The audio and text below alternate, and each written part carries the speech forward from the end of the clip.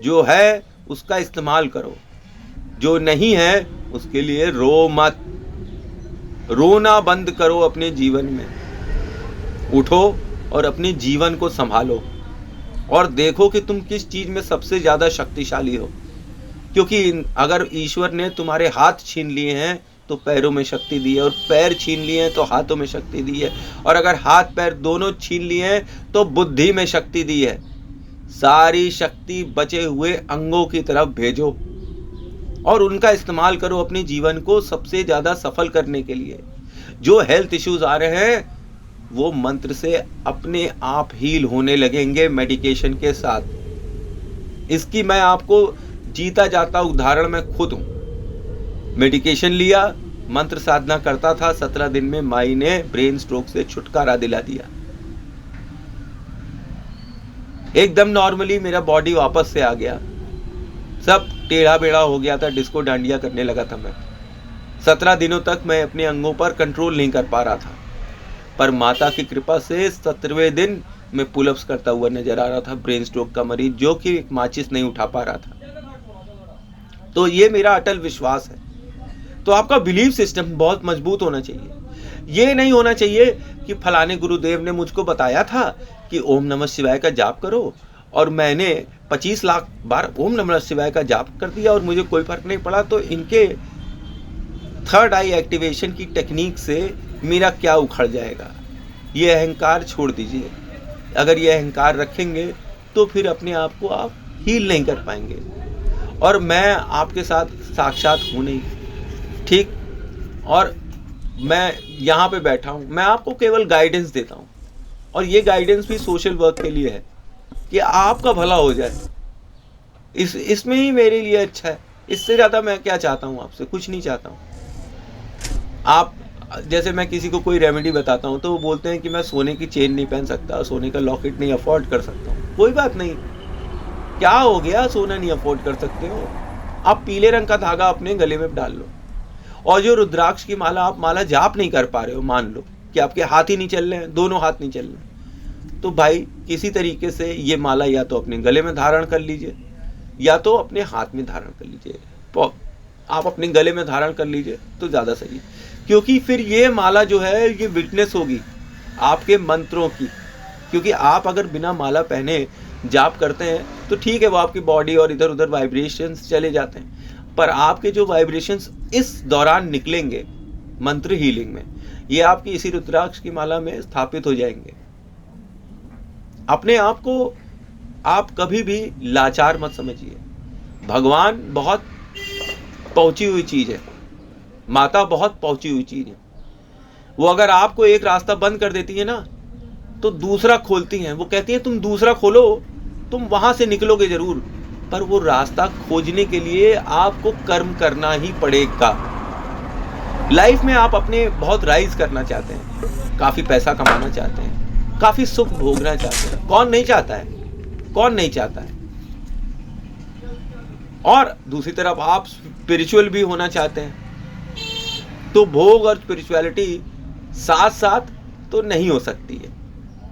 तो पहले आप भोग कर लीजिए, फिर आप स्पिरिचुअलिटी के साथ जाइए।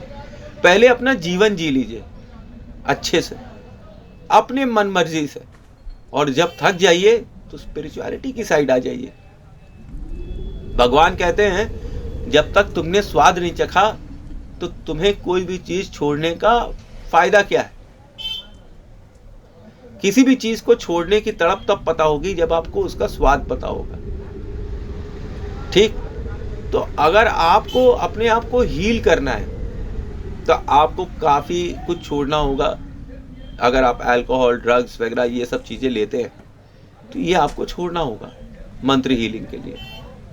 और फिर मैं आपको बता दूं कि यहाँ वाइब्रेशंस और ब्रीदिंग, ऑक्सीजन का पहुंचना शरीर में बहुत जरूरी है। पहले 3 महीने हमको रोज की रोज एक नियम से चलना है। एक ऐसा नियम कि जिसमें हम सुबह एक टाइम से उठ रहे हैं, टाइम से सारे काम कर रहे हैं, टाइम से मंत्र हीलिंग कर रहे हैं। टाइम से मंत्र हीलिंग करने का ये मतलब है कि अपने सारे कर्म सही से कर रहे हैं और फोकस करके कर रहे हैं, कोई नेगेटिविटी अपने दिमाग में नहीं ला रहे हैं। नेगेटिविटी कैसी भी हो अपने दिमाग से निकालनी है, और हमें किस पे फोकस करना है कि हमारी बॉडी हील कर रही है। We should believe while doing mantra healing, we should believe that our body is getting healed, our brain is getting healed. ये बहुत ज़रूरी है कि आप बिलीव करें जो आप कर रहे हैं। अगर आप बिलीव नहीं करेंगे तो आपकी बॉडी का कोई भी चीज़ सही नहीं होगा। आपको बिलीव करना ज़रूरी है कि आपकी बॉडी सही हो रही है और थर्ड आई एक्टिवेट हो रही है।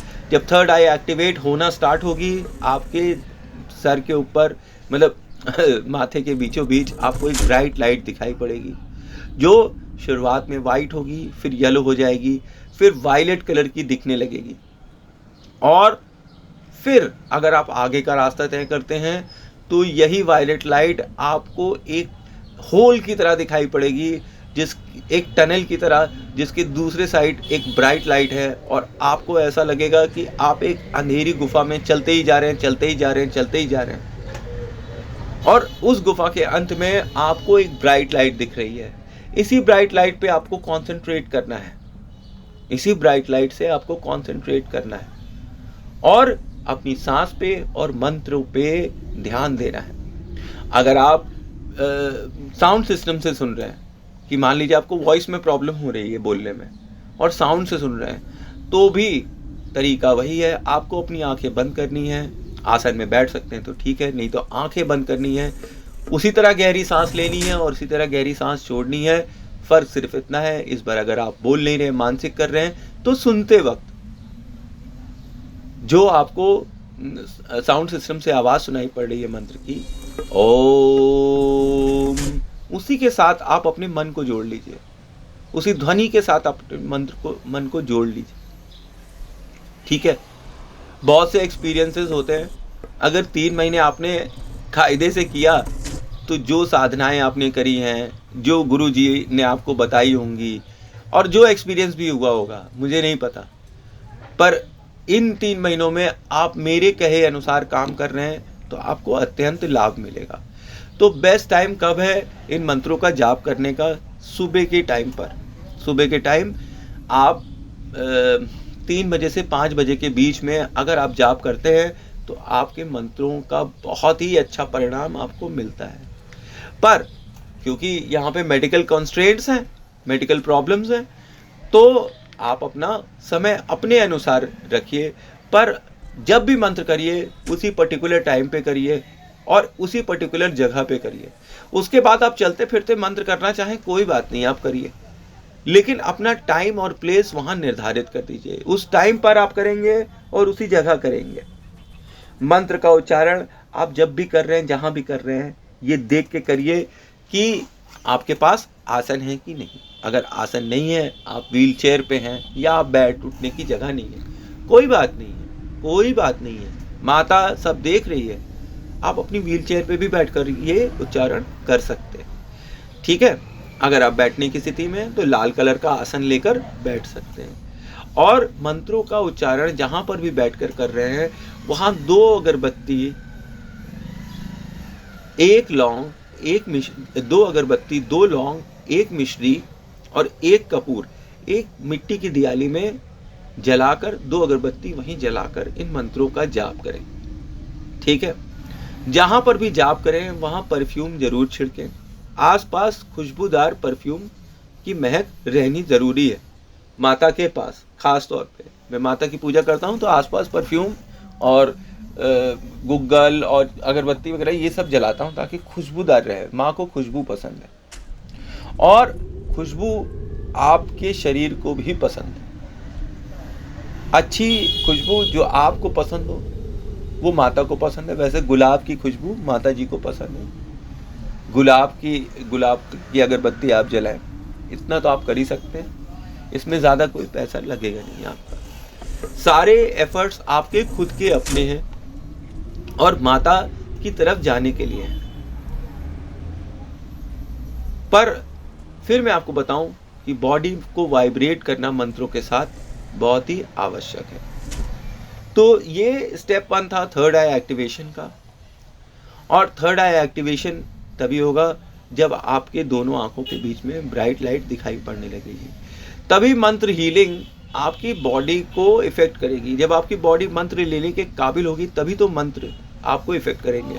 अगर आपकी बॉडी मंत्र लेने के काबिल ही नहीं है तो आप कितने भी जाप कर लीजिए, वो कोई फर्क नहीं पड़ेगा। वो बाउंसर चले जाएंगे दाएं से बाएं से, यहाँ से वहां से। मन को शुद्ध कर कर ही मंत्रों का जाप करिए तो आपको लाभ मिलेगा।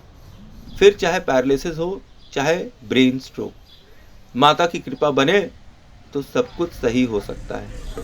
मन से करिए, समझ रहे हैं, तो सब कुछ अच्छा होगा।